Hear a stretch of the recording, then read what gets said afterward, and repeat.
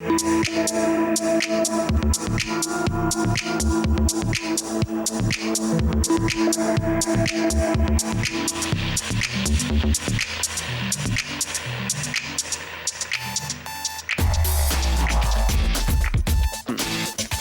tal, amigos? ¿Cómo les va? Bienvenidos. Ya estamos en vivo, como todos los días, en el canal 30 de la televisión digital abierta. Hay mucha información para compartir en este día miércoles que tienen que ver con temas sensibles que hacen a nuestro país, y también nos vamos a detener puntualmente en la provincia de Mendoza. ¿De qué estamos hablando? Del desempleo, porque el INDEC ya arrojó los números de desempleo de este comienzo del segundo semestre, y son números verdaderamente alarmantes, ¿no? 9.3% de desempleo es lo que indica el INDEC. Claramente las tapas a nivel nacional, como vamos a ver a continuación, posicionaron esta noticia. Clarín decía, hay 5 millones de personas que tienen problemas de empleo. También lo decía La Nación, el nuevo INDEC mide un desempleo de 9.3%, y lo tenía también la tapa de Página 12. La desocupación saltó del 5.9% al 9.3%. Compara allí los datos estadísticos de un semestre con del año anterior con el semestre actual, ¿no? Lo tomaron los medios de comunicación a nivel nacional y también en la provincia de Mendoza, centrándose en las problemáticas particulares del sector. Por ejemplo, Los Andes, ¿qué decía? Desempleo. En Mendoza se registra la mitad que en el total del país. El índice de desocupación es bastante menor que en el resto del país. Ya enseguida Verónica nos va a contar por qué se registra una diferencia menor en la provincia de Mendoza. Y el Diario 1 ya destaca la problemática del sector en nuestra provincia. Por la crisis, solo en el comercio local se pierden por mes unos 50 empleos. Esto lo reveló el Centro de Empleados de Comercio. Vero, ¿cómo te va? Buenas tardes. Buenas tardes, Lucas, ¿cómo estás? Y tal cual como dijiste, el Instituto Nacional de Estadísticas y Censos difundió ayer uno de sus primeros trabajos, luego, recordemos, del gobierno K y de que el nuevo Ejecutivo lo pusiera en funcionamiento nuevamente. Reveló estas tasas de empleo del inicio del segundo semestre, las tasas que llegan al 9.3%, mientras que la subocupación, es decir, las personas que trabajan menos de las horas que desean trabajar, fue del 11,2%. Pero ¿cuánta gente, digamos, está afectada? ¿Cuál es el número en personas? Exactamente, por este flagelo. Y como decía la tapa de uno de los medios, son casi 5 millones de personas. Pero en total, los desocupados en los 31 aglomerados del país son 1.162.779, a los que se suman los subocupados y los que están con trabajos en negro. Bien. También las estadísticas muestran datos que son preocupantes. Por ejemplo, que el grupo etario más afectado es el de los jóvenes menores de a 29 años, que nuclean el 18,9% de la desocupación, que las zonas del país más preocupantes con este flagelo son el Gran Buenos Aires, el Gran Córdoba, Río Cuarto y Mar del Plata, ya que recordemos que el INDEC construye sus datos con las bases de la encuesta permanente de hogares. Bien. Además, también hay diferenciaciones entre las mujeres y los varones. Las mujeres tienen una tasa de desempleo superior que asciende al 10.5% y los varones registran el 8.5%. Bien, lo comentábamos anteriormente, pero en la tapa de Los Andes se planteaba que Mendoza registra la mitad del promedio nacional de desempleo. ¿Por qué? Exactamente, y fue Diario Los Andes quien sacó los datos específicos de Mendoza de los datos del INDEC, y quienes aseguran que la tasa mendocina es del 4% o ronda el 4%, por lo cual está fuera de grandes conglomerados que están en las peores situaciones o en las situaciones más críticas. Bien, vamos a centrarnos puntualmente en la provincia de Mendoza para seguir hablando de esta situación, pero fundamentalmente vinculado con el sector, con el comercio local, ¿no? Lo planteaba Los Andes, también en nuestra provincia, decía, aumentaron los despidos hormiga en los comercios mendocinos. ¿De qué estamos hablando, Vero? Bueno, el que dio la información fue el titular del sindicato, justamente que lidera a los trabajadores del comercio y también diputado por el Frente Renovador, Guillermo Pereira, quien aseguró que en los últimos tiempos se han producido especies de desempleados que él considera como desempleos hormiga, porque son unos 50 por mes y porque se trata de que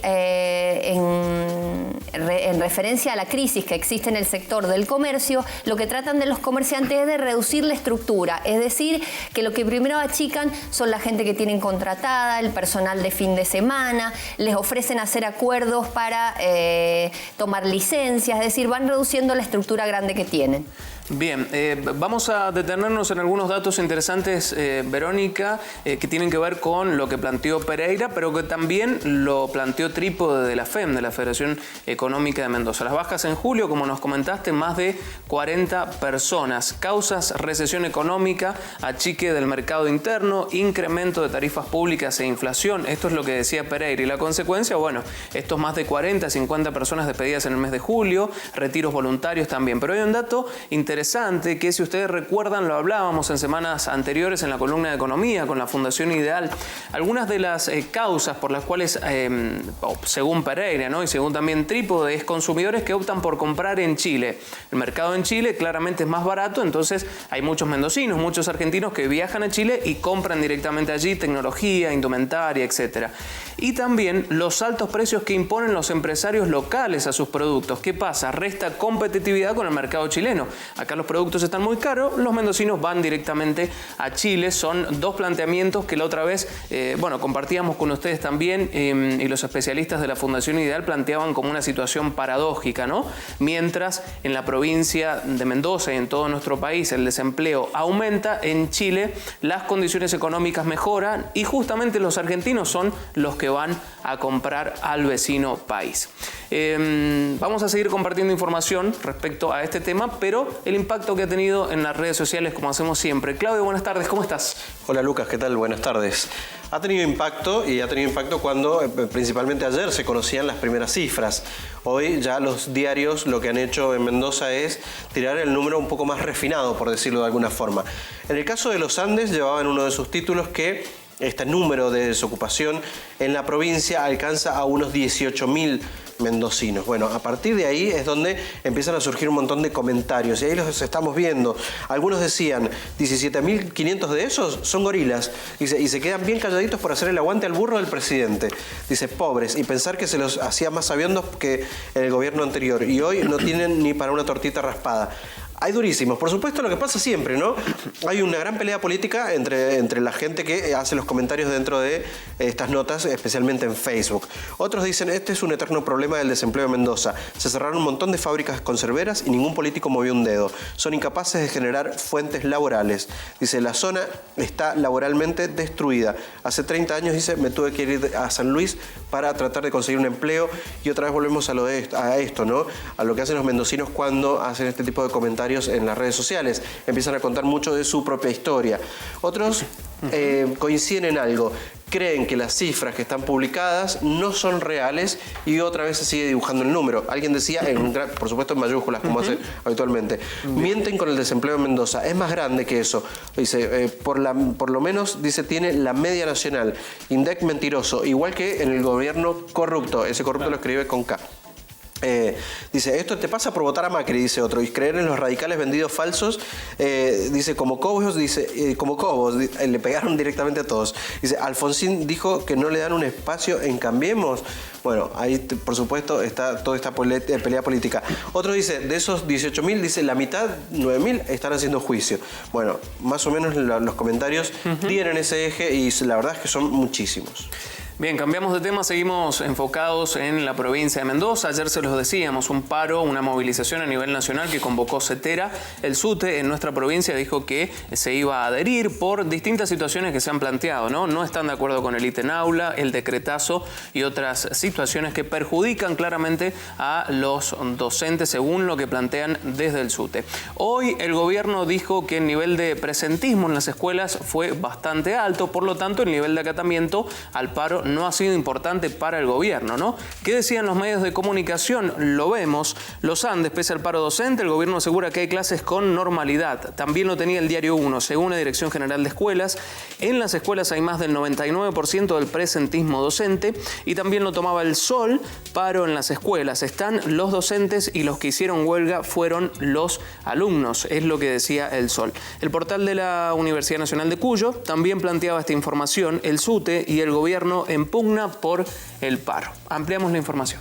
Bueno, lo que han reproducido los medios es un comunicado que envió la Dirección General de Escuelas asegurando que, pese al paro, el presentismo en las escuelas ha sido muy alto, que llega al 99%, según un corte de datos que aseguran hicieron hacia las 10 de la mañana y con unas 100 escuelas encuestadas. Aseguraron en ese comunicado que la adhesión al paro ha sido solo del 0.83%. En tanto, informaron que el presentismo de alumnos fue dispar en distintos establecimientos, que hay escuelas que han tenido cerca del 40% de ausentismo, mientras en otras solo ha llegado al 3%, es decir, que ha dependido mucho de cada escuela. Y en ese comunicado también informaron que la carga de datos se hace a través de las planillas online que realizan los directivos de las escuelas cuando confirman cuántos son los docentes y los niños que asistieron a las clases. Bueno, ayer lo decíamos, justamente, Vero, por el ítem aula con Claudio, lo decíamos ayer, los docentes iban a plantear ir al lugar, a la escuela, al establecimiento donde habitualmente dan las clases, pero bueno, no realizar las tareas que cotidianamente realiza el docente, justamente por este descuento que les realiza el ítem aula, ¿no? Exactamente, en todos los paros y específicamente en este también, el SUTE ha recordado que los maestros no se adhieren por el temor a que les descuenten el día y no porque no estén de acuerdo con el reclamo. Muy bien, vamos a las redes, Claudio, adelante. Bueno, en las redes sociales no solo está la repercusión de lo que está pasando en Mendoza, sino también, recordemos que este es un paro nacional, o sea que hay un montón de comentarios que también tienen que ver con la situación general de los docentes en todo el país. Puntualmente en Mendoza, algunos lo que decían era, dice, en el país del revés, los docentes no adhieren al paro y los alumnos sí. Hashtag Mendoza, hashtag paro docente entró entre las tendencias, es una de las cosas más comentadas hoy, y decía, así estamos, papis, dice pensemos qué estamos haciendo. Otro decía, en Mendoza el acatamiento al paro docente no llegó al 1%. Fracaso total y absoluto. Dice, como el kirchnerismo. Nuevamente, la cuestión política nunca está ausente de este tipo de comentarios en las redes sociales. Otro decía, paro docente, dice, total apoyo para los maestros, quienes son uno de los pilares de la sociedad, dice, y son bastardeados por el gobierno.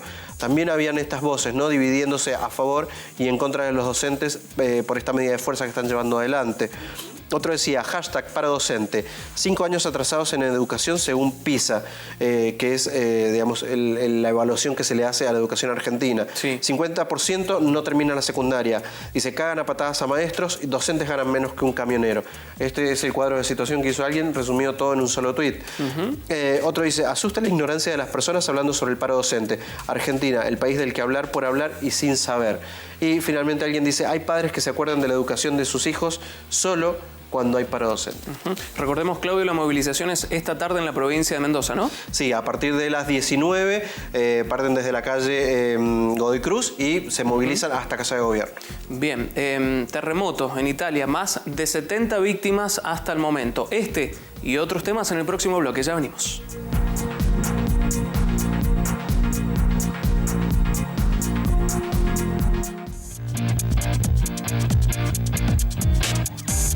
Segundo bloque de Unidiversidad Noticias. Seguimos en vivo en el canal 30 de la televisión digital abierta. Seguimos compartiendo información con ustedes, títulos del ámbito internacional. Ya se los anticipaba anteriormente. Terremoto en Italia de 6.2 grados en un pueblo justamente de Italia. Se derrumbó prácticamente todo en 10 segundos. Fueron algunos de los testimonios más importantes, ¿no?, que se recuperaron de algunas de las víctimas. Vamos a ver la lectura que hacían los medios de comunicación. En el caso de los Andes, terremoto en Italia, ascienden a más de 60 los muertos. También lo tenía Diario 1 en nuestra provincia. Ya son al menos 63 los muertos por el terremoto en Italia. Claro, estos eran los títulos que se iban conociendo en el transcurso de la mañana, ¿no? Por eso el número de víctimas va variando. El Sol, no hay argentinos entre los muertos por el terremoto en Italia, es lo que decía. También lo tenía Sitio Andino, no hay argentinos entre las víctimas del terremoto. Se centraban puntualmente en nuestro país. Y en Unidiversidad, el portal de nuestra universidad, también lo tenían, muertos y heridos tras un fuerte terremoto en Italia. Ampliemos, Vero. Bueno, las autoridades italianas informaron que al menos 73 personas perdieron la vida en el terremoto que anoche sacudió una amplia zona de lo que es el centro de Italia. Las autoridades decidieron movilizar al ejército para llevar adelante las labores de rescate, teniendo en cuenta que donde sucedió el terremoto es una zona complicada debido a que es montañosa, que es de difícil acceso. Claro. Además, muchas carreteras y caminos que llevan a pueblos de montaña quedaron bloqueados, por lo cual es difícil trabajar. Luego del terremoto más importante se sintieron varias réplicas, uno en la provincia de Perugia y otro en la capital, en Roma. El ministro de Infraestructura, Graziano Del Rio, confirmó que el número de víctimas aumenta hora tras hora y que la situación es muy grave en esos lugares. Y recordemos también que el Papa Francisco interrumpió su tradicional audiencia de los miércoles para manifestar su dolor y cercanía con las víctimas y reconoció que quedó perturbado por la noticia. Bien, mientras vemos allí las imágenes, comentanos, Vero, ¿cuál era el número de víctimas hasta el momento? Bueno, hasta ahora es de 73, pero ya el ministro anunció que están haciendo varias excavaciones porque, bueno, están tratando de encontrar a gente que está herida. Bien. Bueno, la cobertura, obviamente, de lo que vaya sucediendo en Italia, usted la puede ver en nuestro canal, el canal 30 de la Televisión Digital Abierta. Allí vamos a actualizar toda la información a partir de las 21 horas, que es la edición central de nuestro noticiero. Cambiamos de tema, nos venimos a la provincia de Mendoza. Vamos a ver la actualización del diario Los Andes. Se centraba en una problemática desde hace mucho tiempo que existe en nuestra provincia, ¿no? Tiene que ver con el parador en Uspallata y camioneros que por esta situación van a la justicia. Vemos lo que dice allí Los Andes. Avanza parador en Uspallata y camioneros van a la justicia. Ampliemos, Vero. Bueno, recordemos que este problema viene de la gestión anterior del intendente Rubén Miranda, el justicialista, que luego lo retomó Daniel Orozco, que siempre tuvo críticas a este parador que quieren hacer en Uspallata de la Asociación de Propietarios de Camiones. Ahora la novedad es que el intendente de Las Heras, Daniel Orozco, y la UTE que se adjudicó esa obra, que se llama Dorisol, EAG Mercosur Logística Integral, en la que participa además Alfredo Vila, firmaron una adenda del contrato de concesión del complejo Los Álamos en Uspallata, que es la que proyecta hacer la obra con una inversión de 23 millones de pesos. Este convenio tuvo algunos cambios respecto al que heredó Orozco de la gestión anterior. ¿Y cuáles son los cambios que se hicieron? Bueno, primero se incrementó a la empresa el canon que debe pagar por la concesión de más de 20 años, pasó de 5 a 25% y el intendente aseguró que este cambio le redundará una recaudación anual de 18 millones de pesos. Otro de los cambios es que se eximirá del pago a los transportistas mendocinos de empresas radicadas en la provincia, no así a los transportistas que vengan de otras provincias. Bien. De todas formas, y pese a los cambios que se hicieron, el titular de APROCAM, Guido Calcetti, fue crítico con este acuerdo, dijo que no es justo que se pague por un servicio que ya prestan otras entidades en el lugar y que en todo caso debería ser algo que los transportistas adhieran voluntariamente si quieren participar o no. También dijo que irán a la justicia porque no conocen las cláusulas de esta adenda que se firmó con la empresa adjudicataria. Muy bien, estamos en vivo en el canal 30 de la Televisión Digital Abierta, planteando con ustedes los temas más importantes que surgen en los medios de comunicación a nivel provincial y nacional. Hay mucha más información, ya venimos.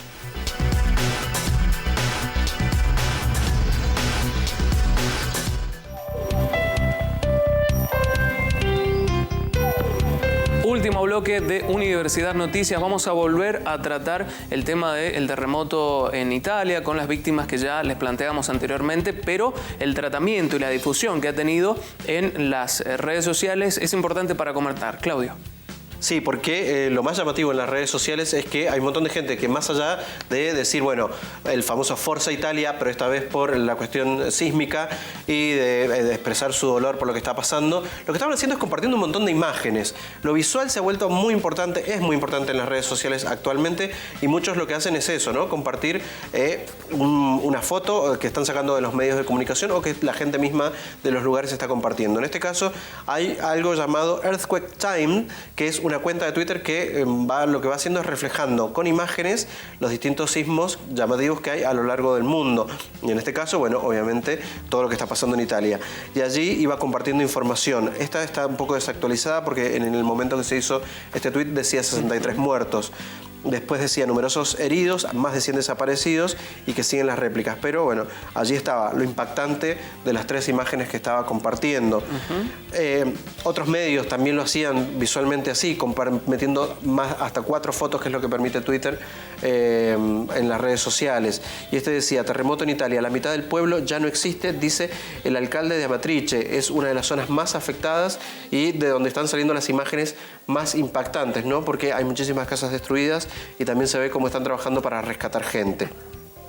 Algunos mandatarios lo que hicieron fue también expresarse a través de las redes sociales. En este caso fue el presidente de Bolivia, Evo Morales, que dijo: desde Bolivia transmitir nuestras sinceras condolencias y solidaridad, dice, con el hermano pueblo de Italia y las familias víctimas del terremoto.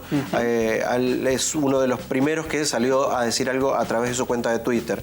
Otros decían, Italia, usando el hashtag, que también fue lo que se impuso: mi país afectado por un fuerte terremoto. Ahora no sirve la iglesia ni los políticos, ahora sirve salvar a las personas, ¿ok? Esa es la advertencia. Y otro, más duro aún, lo criticaba al Papa. Dice: el Papa dijo que está rezando por las víctimas del terremoto en Italia. Dale, muchas gracias. Dice: no vayas a hacer algo muy útil. Habían varios que también estaban esto, ¿no? Diciendo políticos, iglesia y demás, queden a un lado, rescatemos a las personas. Claro. Me asombra, o un datito allí para analizar, Claudio, seguramente es la instantaneidad que dan las redes sociales, ¿no? Ayer lo hablábamos justamente en el Día del Desarrollo Web en el mundo, la importancia que tienen las redes sociales y cómo muchas veces los medios de comunicación se toman de la foto que sube cualquier ciudadano para informar la noticia, ¿no? De ahí han salido principalmente los videos, muchísimos los videos de así fue el terremoto en Italia. Han salido de esto, de las cuentas de Twitter de un montón de gente que en el momento que empezó el sismo empezó a grabar todo con sus celulares, a compartirlo a través de las redes sociales, y muchos medios efectivamente lo están tomando de ahí. Este es un nuevo tiempo, esto es una nueva dinámica periodística. Claro. El valor que pueda llegar a tener es lo que todavía está en cuestión, pero la inmediatez es realmente impresionante. Vamos a cambiar de tema, vamos a hablar de la exmandataria nacional y también del exministro de Economía, Kicillof, porque el fiscal Marijuán, que de alguna manera lleva la ruta del dinero K, como lo han determinado muchos medios de comunicación, pidió indagatoria para la expresidenta y el exministro. Lo tomaron los medios de comunicación, vamos a ver lo que decían. Diario Los Andes, allí lo tenía, también lo planteó Diario 1, pidieron la indagatoria de Cristina y Kicillof por encubrimiento y omisión de denuncia en la causa de lavado, y también lo tenía MDZ, al borde de la detención. Piden cerrarle las fronteras a Cristina Fernández de Kirchner. Ampliamos. Bueno, según publican los medios, fuentes judiciales confirmaron que el fiscal federal Guillermo Marijuán pidió la declaración indagatoria de la expresidenta Cristina Fernández de Kirchner y su prohibición de salir del país en el marco de la causa por presunto lavado de dinero que mantiene ya en prisión al empresario kirchnerista Lázaro Báez. Las fuentes judiciales informaron que el fiscal elevó ese requerimiento al juez federal Sebastián Casanelo y propuso que se investigue si la exmandataria perpetró los delitos de encubrimiento y omisión de la denuncia. Además, Marijuán incluyó en su pedido al diputado nacional y exministro de Economía kirchnerista, Axel Kicillof. Muy bien, vamos a ver la repercusión de esta noticia en las redes sociales, Claudio.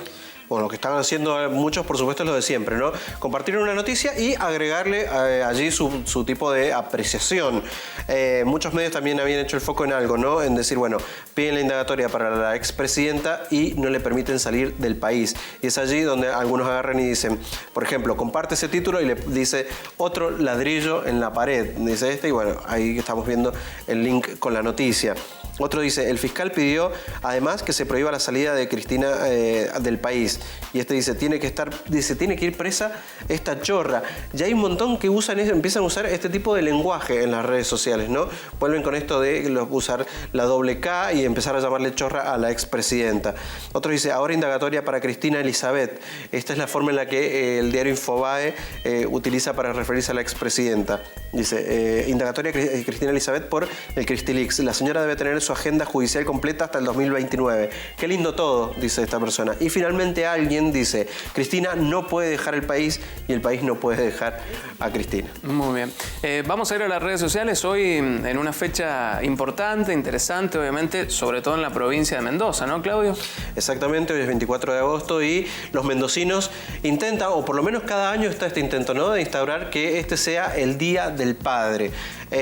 Ahora está la ayuda de las redes sociales, lo cual no es menor porque muchos lo que estaban haciendo era esto, ¿no? Desear el Día del Padre. Es la fecha en la que el general don José de San Martín se convirtió en padre cuando nació Merceditas, y entonces esta es la razón por la que esta fecha es la que intenta imponerse sobre la otra, ¿no? La que conocemos todos. Bueno, en las redes sociales es donde empezó una campaña y ahora, digamos, hay una reafirmación más fuerte. El propio secretario de Cultura, Diego Gareca, compartía esta imagen y decía: muy feliz Día del Padre para todos. Y allí era el institucional que habían armado, donde dice: 24 de agosto se celebra en Mendoza el Día del Padre en conmemoración al nacimiento de la única hija del general don José de San Martín. Bueno, de allí también surgen las famosas máximas, ¿no? Y mucha gente estaba compartiendo este tipo de imágenes. También lo hacían otras, por ejemplo, otras instituciones, como la cooperativa gráfica La Rañatela, que decía esto: feliz Día del Padre, nuestros mejores deseos para los papás argentinos en su día #24 de agosto. Otros también decían: en honor a los padres del pasado y los de esta época, celebramos el auténtico Día del Padre. Y ahí compartiendo una imagen, ¿no?, de San Martín. El senador radical José Orts salió por la radio, salió por MDZ y decía, para hablar sobre un proyecto para declarar este día como feriado. Decía: el motivo de declarar feriado es para lograr imponer este día como el Día del Padre y que no pase como otro más en el calendario. Así que esto es un proyecto, todavía no avanza demasiado, pero está presentado. Y finalmente alguien se lo tomaba con un poco más de humor y decía: feliz Día del Padre para todos, y especialmente para esas mendocinas que son madre, padre y San Martín a la vez. Muy bien, bueno, nos sumamos, le deseamos también nosotros a todos los padres, sobre todo al equipo de este canal de Señalú, feliz Día del Padre, pero también a todos nuestros televidentes que son padres, un gran día. Vamos a conocer las tendencias para el día de hoy. Bueno, las tendencias hoy están copadas por todos los temas que hemos desarrollado a lo largo de este programa. Ahí estamos viendo, bueno, la desocupación, empleo y todos esos índices son uno de los temas que más está comentando la gente. Italia, también el sismo y el terremoto que ha dejado decenas de víctimas fatales, también es uno de los temas más comentados. CFK y Kicillof, otro tema político metido entre las tendencias. Paro docente, también el tema del día a nivel nacional, también está entre lo más charlado. Y finalmente, #buen miércoles, y en este contexto para ver si se puede hacer una buena jornada a quien quiera. Muy bien, Claudio, Verónica, muchas gracias por habernos acompañado. Hasta aquí llegamos nosotros con la información en esta primera mirada que hacemos de los temas más importantes que posicionan los medios de comunicación. Como les decimos siempre, recuerden que a las 21 horas se actualiza todo el tratamiento periodístico que se hace durante el día de los temas más importantes en el plano provincial, pero también en el plano nacional. Seguramente las repercusiones de lo que sucedió en la provincia de Mendoza con el paro docente, a las 21 horas van a tener toda la claridad de lo que suceda. Nosotros nos vamos a reencontrar, como lo hacemos siempre, mañana a las 13, por supuesto, en este mismo canal, y también recuerden que nos pueden mirar en www.unidiversidad.com.ar. Hasta mañana, muchas gracias.